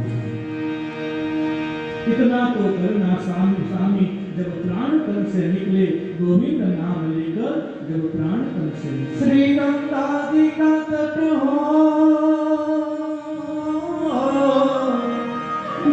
यमुना का बंसी बतियो, मेरा सारा निकट हो, जब ભગવાનની પાસે એક જ વસ્તુ માંગે કે હે પરમાત્મા, જ્યારે મૃત્યુની ઘડી નજીક આવે ને, ત્યારે મને કોઈ સાધુના દર્શન કરાવો. જેના અંતિમ સમયે કોઈ સાધુ દર્શન કરે તો કહેવાય છે, શાસ્ત્ર કહે કે શિવ પુરાણ કહે કે અંતિમ સમયે કોઈ સાધુ દર્શન કરીને જાય તો વ્યક્તિ શિવલોકને પ્રાપ્ત કરે છે. શિવલોકમાં એની ગતિ થાય. કોઈ સંન્યાસી દર્શન કરે, કોઈ વિરક્ત એના દેહના દર્શન કરે. શિવ પુરાણ કહે, જે વ્યક્તિ આપણી જિંદગીમાં પાપ કર્યા હોય, પણ સ્મશાન યાત્રા જો પીલી વૃક્ષના નીચેથી નીકળે તો પણ એની શિવલોકમાં એની ગતિ થાય છે. જેણે જીવનમાં પાપ કર્યા હોય, પણ પદ્મ પુરાણ કહે કે જેણે જીવનમાં બહુ પાપ કર્યા હોય, તો અંતિમ સમય એને જ્યારે નનામી લઈને જાઓ, ત્યારે એના મસ્તકના નીચે સૂકી તુલસીની ડાળી મૂકી દો તો એને વૈકુંઠમાં વૈકુંઠની પ્રાપ્તિ થાય.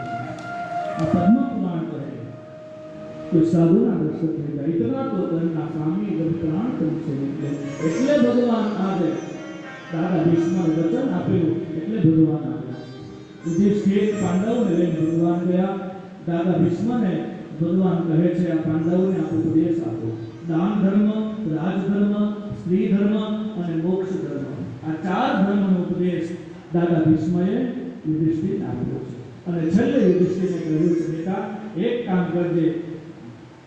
મહાભારતમાં 2 એવા મોતી છે. મહાભારતના 2 મોતી, એક ભગવાનના મુખેથી પ્રાપ્ત થયું અને બીજું છે ભગવાનના ભક્તના મુખેથી.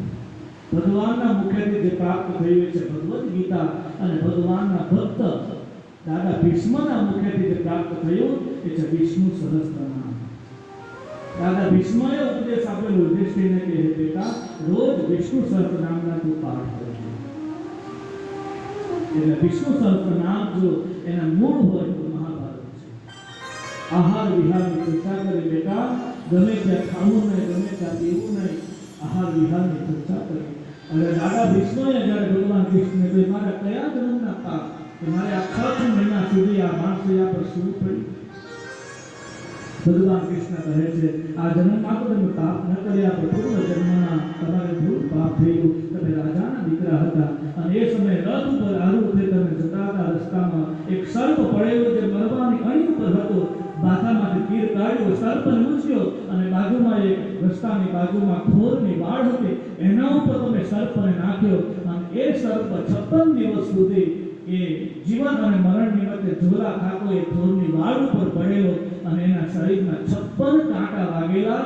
એટલા માટે આજે તમારે 56 બાણની તમારે શરીર ઉપર એના ઘા સહન કરવા પડ્યા અને 56 દિવસ સુધી તમારે બાણસૈયા પર સૂવું પડ્યું છે.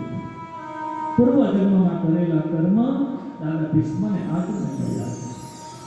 દાદા ભીષ્મે પૂછ્યું, મારા કયા જન્મનું આ કર્મ કે મને આટલું ભયંકર વેદના વેઠવી પડી? દ્રૌપદી હસવા લાગી. ભગવાને કહ્યું કે એનો જવાબ દ્રૌપદી આપે.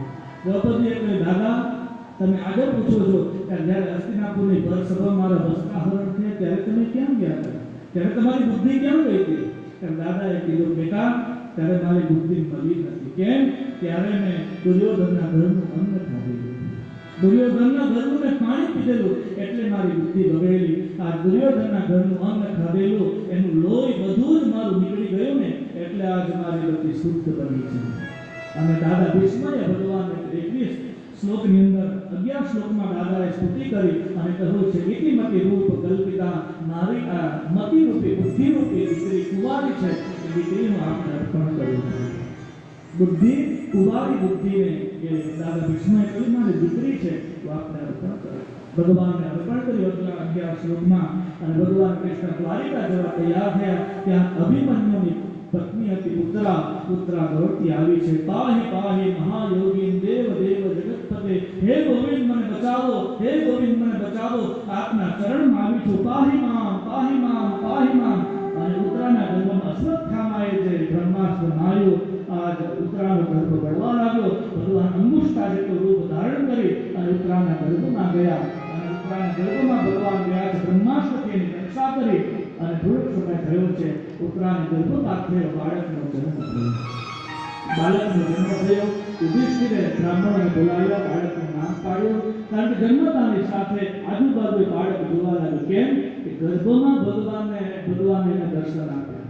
ગર્ભમાં બાળકને ભગવાને દર્શન આપ્યા, એટલે જેવું પ્રસવ થયો એટલે પરીક્ષિત ભગવાનને શોધવા લાગ્યા. એટલા માટે બ્રાહ્મણોએ નામ પાડ્યું, જન્મતાની સાથે ભગવાનને શોધ્યા, એટલા માટે નામ પાડ્યું છે પરીક્ષિત. પરીક્ષિત મોટા થયા એટલે પાંડવોને એમ થયું કે હવે એક દિવસ ભગવાન કૃષ્ણ સ્વધામ ગયા અને અર્જુન દ્વારિકાથી આવે છે, રસ્તામાં કાબાઓએ લૂંટ્યા. અર્જુન આવ્યા, યુધિષ્ઠિરે પૂછ્યું શું થયું? બોલે રસ્તામાં કાબાઓએ મને લૂંટી લીધું. એક સમય એવો હતો, ગાંડીવ જ્યાં પણસ ચડાવે, દોરી ચડાવે, ત્યાં કંકાળ થાય, આપણે ત્રિભુવન ડોલે. આ એ જ ગાંડીવધારી અર્જુન સામાન્ય જંગલમાં રહેનારા વ્યક્તિઓની સાથે પરાસ્ત થયો છે, હારી ગયો. અને અર્જુન રડતા રડતા આવ્યા અને સભામાં આવીને યુધિષ્ઠિરને કહ્યું, ભાઈ ગજબ થયું. શું? બોલે ભગવાન આપણને છોડી ગયા છે. યુધિષ્ઠિરને સંકેત થયા કે હવે કળિયુગ આવી ચૂક્યો છે, એટલા માટે ભાઈઓને વિનંતી કરી કે આપણે આપણું રાજ્ય આપણા પુત્રને પૌત્રને અભિમન્યુના દીકરાને આપણે સોંપી દઈએ. પરીક્ષિતને હસ્તિનાપુરની ગાદી સોંપાય અને સ્વર્ગારોહણની યાત્રા કરી. બદ્રીનાથની જરા ઉપરથી માણા ગામ અને માણા ગામથી આગળ જાવ, સરસ્વતીનો કિનારો ઘટે એટલે પછી સ્વર્ગારોહણની યાત્રાનો આરંભ થાય છે. પહેલા દ્રૌપદી ગણાયા, કારણ કે દ્રૌપદીમાં થોડીક 5 પતિઓ પ્રત્યે કોઈના પ્રત્યે રાગ હતો, કોઈના પ્રત્યે દ્વેષ હતો, એટલે સૌથી પહેલા દ્રૌપદી ગણાયા છે. સંકટના સમયે ભારતીય નારી એ જ પોતે દુઃખ સહન કરે છે. તમારા ઘરમાં 5-15 માણસો હોય ને અને ભોજનમાં રોટલા 5 હોય અને 5 દીકરાઓ જન્મા બેઠા હોય તો મા એમ કહેશે, મને દુઃખ નથી, તમે ખાઈ લો. દુઃખની ઘડીએ તો સમર્પણ આપવાની વાત આવે તો ભારતીય સંનારી એને પહેલા સમર્પણ આપે છે. આ પહેલું સમર્પણ થયું છે દ્રૌપદીનું. પછી સહદેવ, નિકુળ, અર્જુન, ભીમ અને યુધિષ્ઠિર, છેલ્લે પછી પુત્રાની સાથે સ્વર્ગારોહણની યાત્રા. સ્વર્ગારોહણની યાત્રા આ બાજુ પરીક્ષિતને ગાદી સોંપાઈ. પાંડવો એક દિવસ પરીક્ષિત રાજા પોતાના પરદાદાઓએ જે ધન મૂકીને ગયા છે એ ધન પટારાની અંદર જોયું અને નીચે મુગટ હતો, મુગટ પોતાના મસ્તક ઉપર પહેર્યો અને ગુડિયા રમવાને માટે જંગલમાં જાય ત્યારે એક કાળો પુરુષ એક ગાયને મારે છે. કાળો પુરુષ ગાયને મારે, 3 પગથી લંગડાતો એક બળદ હતો, એ બળદ આવ્યો. એ બળદ અને પેલી ગાય બંને જણા વાત કરે છે. બંને જણા વાતો કરે એમાં કાળો પુરુષ આવ્યો અને બંનેને મારવા લાગ્યો. એટલે બંને જણા પેલા પરીક્ષિતે જોયું કે આ કોણ છે. ત્યારે બંને જણાએ કીધું કે મારું નામ ધર્મ છે અને પેલી ગાય તેને કીધું મારું નામ પૃથ્વી છે. આ કળિયુગ પ્રવેશ ચૂક્યો, એ કળિયુગને મારવાને માટે જાય છે. જ્યાં કળિયુગ પરીક્ષિતના ચરણમાં પડ્યું અને પરીક્ષિતને કહે છે, હું ક્યાં જાઉં? બોલે તું મારા રાજ્યને બહાર વટી જા, મારી રાજ્યની સીમા છોડી દે. કળિયુગે કહ્યું તમારી સીમા ક્યાં નથી, બધે જ છે. બોલે નહીં, તું છોડી દે. ત્યારે પરીક્ષિતને કહે છે કે તમે મારો કૃપા કરો, મને કોઈ સ્થાન આપો. આખા ભૂમંડળમાં તમારું એક ચક્રી શાસન છે, હું ક્યાં જાઉં? ત્યારે પરીક્ષિતને કહે છે મને કોઈ સ્થાન આપો. એટલે પરીક્ષિતે સ્થાન આપ્યું કળિયુગને. પહેલું સ્થાન આપ્યું છે જુગારમાં. જ્યાં જુગાર રમાતો હોય ત્યાં કળિયુગનું નિવાસ સ્થાન. બીજું સ્થાન આપ્યું છે પરીક્ષિતે મદિરાપાન. જ્યાં મદ્યપાન થતું હોય, પરિવારમાં પણ મદિરાપાન થતું હોય, શરાબપાન થતું હોય, ત્યાં કળિયુગનું નિવાસ સ્થાન છે. જે પરિવારમાં જુગાર રમાતો હોય ત્યાં કળિયુગ પ્રવેશે. જ્યાં મદિરાપાન થતું હોય ત્યાં કળિયુગ પ્રવેશે. ત્રીજું છે જ્યાં અભક્ષ્યાભક્ષ થતું હોય, જ્યાં માંસાહાર થતો હોય, જ્યાં પશુઓની બલિ ચડાવવાની હિંસા થતી હોય ત્યાં કળિયુગનું નિવાસ સ્થાન છે. ચોથું છે પરિસ્થિતિમાં વ્યભિચાર થતો હોય ત્યાં કળિયુગનું નિવાસ સ્થાન છે. ચાર જગ્યાએ સ્થાન આપે કળિયુગે કહ્યું મને કોઈ સારું સ્થાન આપો ને. એટલે પરીક્ષિતને એમ કહ્યું હવે કયું સ્થાન આપ્યું. એટલે વેરઝેર કહ્યું કે વેરઝેર જ્યાં વધારે પડતા વેરઝેર ઝઘડાઓ ને ત્યાં નિવાસ કરજો. કળિયુગે કહ્યું ઠીક છે. કહ્યું કે હજુ મને કોઈ સારું સ્થાન આપો. એટલે પરીક્ષિતે વિચાર કર્યો સારું સ્થાન તો એક જ સ્વામી. અને બંને દાંતની બદલે જીભ ગજડી અને કળિયુગે કીધું હવે બરાબર, હવે તમે જોયું. અને આમ જ્યાં સુવર્ણની વાત આવી અને પરીક્ષિત રાજાના ચરણમાં કળિયુગ પડ્યો, કળિયુગનો હાથ પરીક્ષિતને લાગ્યો અને પરીક્ષિત એને સંમતિ આપી. અને એ પરીક્ષિત રાજા એક દિવસ રાજમહેલમાં આવે છે તો તેને વિચાર આવ્યો કે મારા દાદાઓ મારા માટે શું મૂકી ગયા. પટારો ખોલ્યો ને પટારાની અંદર એક મુગટ હતો, સ્પષ્ટ લખેલું પટારા ઉપર કે આ પટારો કોઈ ખોલવો નહીં. છતાં પણ પરીક્ષિતે ખોલ્યો. એટલું જ નહીં પણ જે મુગટ હતો એ મુગટ ઉપર લખેલું કે આ કોઈ પહેરવો નહીં, છતાં હાથમાં લીધો. એટલે અંદર કળિયુગે પ્રવેશ કર્યો અને ઈચ્છા થઈ કે મારા બાપ દાદાઓ મારા માટે મિલકત મૂકીને ગયા, કોના માટે? મારા માટે જ છે ને, લાવ હું પહેર્યું. પરીક્ષિતે જ્યાં મસ્તક ઉપર પહેર્યો જંગલમાં ગયો. જંગલમાં બપોરનો સમય હતો. પરીક્ષિતને ભૂખ લાગી, તરસ લાગી. નદીના કિનારે એક આશ્રમ જોયો અને પરીક્ષિત રાજાને એમ કહ્યું હું તો ચક્રવર્તી સમ્રાટ છું, રાજા છું, લાવ આશ્રમમાં જાઉં. નદીમાંથી પાણી પી લેવું જોઈએ પણ એને અહંકાર આવ્યો કે હું તો રાજા છું એટલે મારાથી આવું નહોતું, મારે તો માગવું પડે. જાઓ આશ્રમમાં, મારું સન્માન થાય છે કે નથી. જો સન્માનની ભૂખ લાગી અને આશ્રમમાં ગયા. સમીપ ઋષિ શાંતિથી બેઠા છે, ભગવાનનું ભજન કરે. પાણી માંગ્યું. સમીપ ઋષિએ સાંભળ્યું નહીં. પરીક્ષિતને ખોટું લાગ્યું. પરીક્ષિતને એમ હતું કે હું રાજા છું અને આ ઋષિ છે અને ઋષિ હું જવા ને એટલે ઋષિ મારા પગ પકડશે, હું રાજા છું એટલે. જો કેવા વિચાર આવે. અથવા તો મને એમ કહેશે કે મારા આશ્રમની અંદર 2 રૂમ તમે બનાવી આપો. પણ હિન્દુસ્તાનનો સાધુ માગે કરું. હિન્દુસ્તાનનો સાધુ માગતો નથી. આ તો અરાજક છે. મરું પણ માગું નહીં અપને તરીકે કાજ પણ પરમારથ કે કારણ બની આવેલા. માગવું નહીં. જ્યારથી સંસારમાં માગણી વધી છે ને ત્યારથી લાગણી ઘટવા લાગી છે. માગણી વધી એનું કારણ લાગણી ઘટી અને લાગણી ઘટી એટલે એ જ માગણી નાગણી બની અને સમાજને ડંખ દેવાની શરૂઆત કરી છે. એ જ માગણી પછી નાગણી બની ગઈ અને સમાજને ડંખમાં આવી છે. માગો નહીં, લાયક બની. આજ પરીક્ષિતે માંગ કરી તમે પાણી આપ્યું. સમીપ ઋષિએ સાંભળ્યું નહીં. બાટામાંથી તીર કાઢ્યું અને મારવા જાય તો બગોરમાંથી દરમાંથી એક સાપ બહાર આવ્યો. સાપ છે તક્ષક. એ તક્ષક બહાર આવ્યો. તક્ષકને એમ વિચાર થયો કે લાવ આ ઉફાળો તમારું મારે કરવું નથી, મારે મારવું નથી. પણ ધર્મરાજ યુધિષ્ઠિરનો પૌત્ર અને એને એક ઋષિને મારવાનું કલંક જો લાગે, એક ઋષિને મારવાનું કલંક લાગશે માટે એને બચાવી લો, માટે એને બચાવી લો. આમ કરીને ફુફાળ મારવા જાય છે ત્યાં જ પેલો તીર માર્યો અને એ તક્ષકને ઉપાડ્યો અને સમીપના ગળામાં નાખ્યો. આ બાજુ ઋષિ કુમારો છે પુત્ર ઋષિ પુત્ર શૃંગી ઋષિ કૌશિક નદીમાં સ્નાન કરવા ગયા છે. ત્યાં સમાચાર આપે કે તમારા પિતાના ગળામાં કોઈ મરેલું સર્પ મૂક્યો. ત્યાં શૃંગી ઋષિ દોડતા આવ્યા. આવીને જુએ છે પિતાના ગળામાં મરેલો સર્પ. કૌશિકી નદીનું જળ હાથમાં લીધું અને શ્રાપ આપ્યો કે મારા પિતાના ગળામાં જેણે મરેલો સર્પ એને મૂક્યો છે. આથી 7મા દિવસે તક્ષક આવી અને એને દંશ દેશે. શ્રાપ અપાયો છે. સમીપ ઋષિના નેત્ર ખોલ્યા અને સમીપ ઋષિએ જાણ થઈ કે મારા પુત્રએ યુધિષ્ઠિરના પૌત્રને પરીક્ષિત રાજાને શ્રાપ આપ્યો. વેદનાગ્રસ્ત થયા અને કહ્યું પુત્ર આપણે શું કર્યું? જા તું જલ્દી રાજાને સમાચાર આપ, તમને શ્રાપ મળ્યો છે. પુત્ર ગયા છે ભૂલમાં તમે આજે કૃત્ય કર્યું એના કારણે આપને શ્રાપ અપાયો. 7મા દિવસે આપને પરીક્ષિત તમને તક્ષક આવશે, ડંખ દેશે, તમારું મૃત્યુ થશે. પરીક્ષિત રાજાએ સભા બોલાવી અને છેલ્લું રાજસભાનું પ્રવચન આપ્યું અને પરીક્ષિત રાજાએ મૃત્યુને સ્વીકાર કરી અને હસ્તિનાપુરનું શાસન પોતાના પુત્ર જન્મેજયને સોંપી અને પરીક્ષિત રાજા ગંગાજીના કિનારે આવ્યા. ગંગાજીના કિનારે આનંદવનમાં આવ્યા અને નિર્ણય કર્યો કે હવે મારું મૃત્યુ નજીક છે. રાજપાટ છોડ્યો, વાસના છોડી અને ગંગાજીના કિનારે બસ મૃત્યુની રાહ જુએ છે અને પ્રાર્થના કરે કે મારા જન્મના સમયે તો મને ભગવાને દર્શન આપ્યા, પણ હવે મારું મૃત્યુ નજીક છે તો મને ભગવાન દર્શન આપે તો સારું. આમ જે પુકાર કર્યો તો દ્વારકાધીશ સુખદેવજીને પ્રેરણા આપી. સુખદેવજી અલગ સલિંગ અવધૂત વેશો આવે છે ગંગાજીના કિનારે અને સુખદેવજીના ચરણમાં પરીક્ષિત પ્રણામ કર્યા. પરીક્ષિત પૂછે છે, ગુરુદેવ, મારા ભગવાને તમને પ્રેરણા આપી, તમે આવ્યા છો, તો જે વ્યક્તિનું મૃત્યુ નજીક હોય એને શું કરવું જોઈએ? મારું 7મા દિવસે મૃત્યુ છે, તમારે શું કરવું?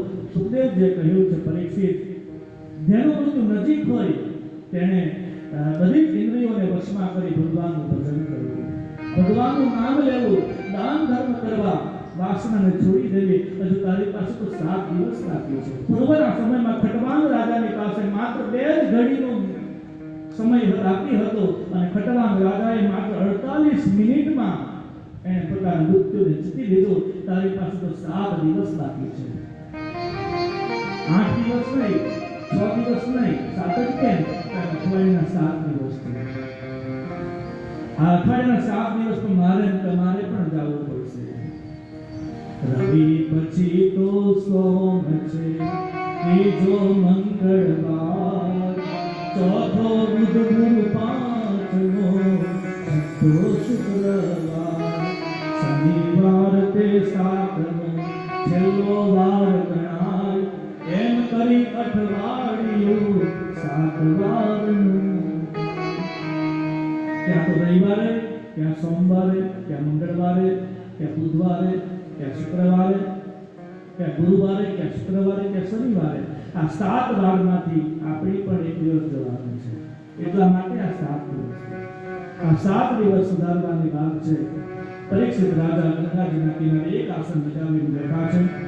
પ્રથમ સ્કંદ ભગવાનના ચરણોમાં અર્પણ કરી, દ્વિતીય સ્કંદના આરંભમાં ભગવાનના સુખદેવજી કહે છે, મનુષ્યના કર્તવ્યો કહ્યા, વિરાટ પુરુષનું વર્ણન કર્યું, ધ્યાનનો મહિમા બતાવ્યો, ભક્ત અને ભક્તિનો મહિમા બતાવ્યો.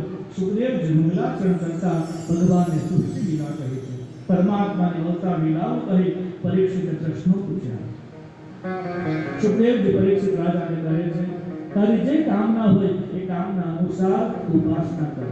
તને વિદ્યાની પ્રાપ્તિ કરવી હોય તો સરસ્વતીની સાધના કર. લક્ષ્મીની સાધના કરવાથી લક્ષ્મીની પ્રાપ્તિ થાય. ઇન્દ્રની સાધના કરવાથી પુત્રની પ્રાપ્તિ થાય. ધનની પ્રાપ્તિ કરવી હોય તો કુબેરની સાધના કરવી. અહંકારથી નિર્મૂલન થવું હોય તો શિવની આરાધના કરવી. જીવનમાં પોષણ, પરિવારનું પોષણ કરવું હોય તો ભગવાન વિષ્ણુની આરાધના કરવી. મંગલાચરણ કરતા સુખદેવજી કહે છે, હે પરીક્ષિત, જ્યાં જુઓ ત્યાં ચમત્કાર છે, ક્યાં નથી ચમત્કાર? સૂર્ય ઉગે અને સૂર્ય આથમે, ચમત્કાર નથી, બીજું છે શું? નારદજીને પણ જ્યાં જુઓ ત્યાં ચમત્કાર દેખાયા. પરીક્ષિત પ્રશ્નો કર્યા છે. ચતુશ્લોકી ભાગવત અપાયું. 10મી સૃષ્ટિના પ્રકારો બતાવ્યા. સૃષ્ટિની ઉત્પત્તિની કથા કહી, વિરાટ પુરુષનું વર્ણન કર્યું. સુખદેવજી પરીક્ષિત રાજાને વિદુરજીની કથા કહી. ભગવાન દ્વારિકા જવા તૈયાર થયા. વિદુરાણીની પાસે આવ્યા અને વિદુરાણીને કહે છે કે દેવી, મારો ઇષ્ટ, મારો ભગવાન જે દૂત બનીને આવ્યા, વિષ્ટિકાર બનીને આવ્યા, દુર્યોધને અપમાન કર્યું અને ભગવાન મને એમ થયું કે દુર્યોધને ભગવાનને માટે આટલા જાતના ભગવાન બનાવ્યા, ભગવાન એને ત્યાં ગમશે? વિદુરાણીએ કહ્યું, તમારો ભાવ જો મજબૂત હશે ને તો નિશ્ચિત આપણા ઘરે ભગવાન આવશે. વિષ્ટિકાર બનીને આવેલા ભગવાન દુર્યોધને અપમાન કર્યું અને હસ્તિનાપુરને મહેલ છોડી અને ભગવાન દ્વારિકા જવા તૈયાર થયા. સિંહ રથ ઉપર આરૂઢ થઈને જાય છે. ત્યાં હસ્તિનાપુરના નર નારીઓ ભગવાનના દર્શન કરે તો એમાંથી વિદુરજી પણ દર્શન કરે છે. વિદુરના આંખમાં આંસુ હતા. વિદુરજી મનોમન ભગવાનને પ્રાર્થના કરે કે મારી ઝૂંપડીએ ક્યારે આવશે? અને વિદુરનો ભાવ ભગવાનને ખ્યાલ આવ્યો. ભગવાન રથ ઉપરથી